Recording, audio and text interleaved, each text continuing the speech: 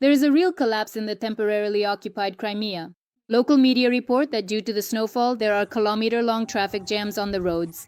Road services are working around the clock, and traffic police officers are helping drivers. Municipal services have intensified their work in the cities. On the morning of December 29th, about 17,000 people in 3 districts of Crimea were left without electricity due to bad weather. Restoration work is underway. Later, it was reported that an accident on the southern coast partially cut off power to Greater Yalta. Yalta received 8.5 millimeters of precipitation. About 100 people and 12 pieces of equipment are involved in clearing the streets and roads of snow and ice. Additional forces have arrived from Simferopol to help, reported Yanina Pavlenko, head of the occupation administration of the city. There is also a rather strong wind in Yalta right now, up to 18 meters per second, and it is expected to intensify. The sea is at a level 2 on the wave scale. Residents and visitors of the city are advised not to go onto the coastal reinforcement structures in such weather. A lot of snow fell in the mountains of Crimea over the weekend. For example, on Ipitri, the snow cover reached 41 centimeters. An emergency warning has been issued in the temporarily occupied Crimea due to the threat of snow avalanches. Meanwhile, in Yeniseisk, Russia, in the north of Krasnoyarsk Krai, a state of emergency has been declared. The water level in the Yenisei River has risen 17 centimeters above the critical mark. Several household plots have been flooded and traffic movement is restricted. In Moscow, temperatures as low as minus 19 degrees Celsius are expected in the coming days. Recently, the capital of the aggressor country was hit by a snow apocalypse.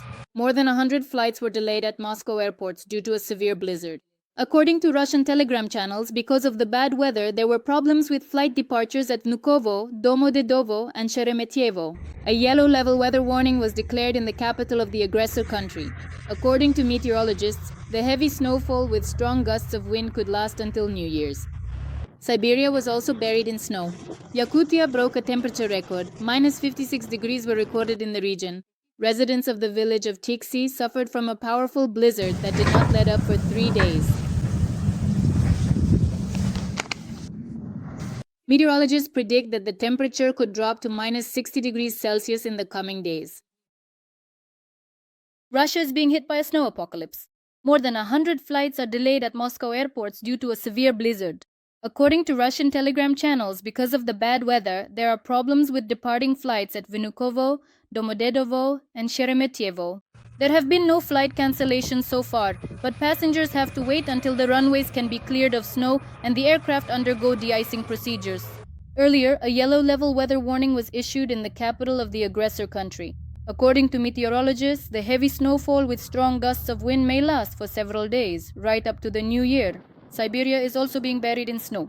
Yakutia is breaking temperature records. Minus 56 degrees Celsius has been recorded in the region.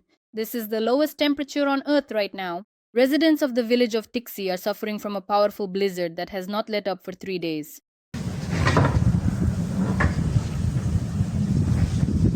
Classes have been cancelled in schools, kindergartens are closed, snow is piling up against the front doors of houses, and people can't get out of their apartment blocks. Meteorologists predict that the temperature could drop to minus 60 degrees Celsius in the coming days. Coal is running out in Yakutia. 6 districts are at risk of being left without heat at minus 42 degrees Celsius. Local authorities are waiting for subsidies from the Ministry of Finance to restore heating. Residents of another region are freezing. Nearly 20,000 residents of Serov in the Sverdlovsk region have been left without heating as outdoor temperatures drop to minus 40 degrees. While the Kremlin regime continues to spend billions on the war against Ukraine, every winter turns into a survival quest in harsh conditions for Russians. With the onset of cold weather, the entire housing and utilities infrastructure in Russia, almost like clockwork, begins to fall apart at the seams, resulting in widespread accidents. As a result of the accident, 338 apartment buildings, home to about 17,000 people in Serov, were left without heating. In total, about 90,000 people live in Serov. Currently, only 2 out of 3 boilers at the heating plant are operational, which does not allow for normal heat supply to all areas of the city.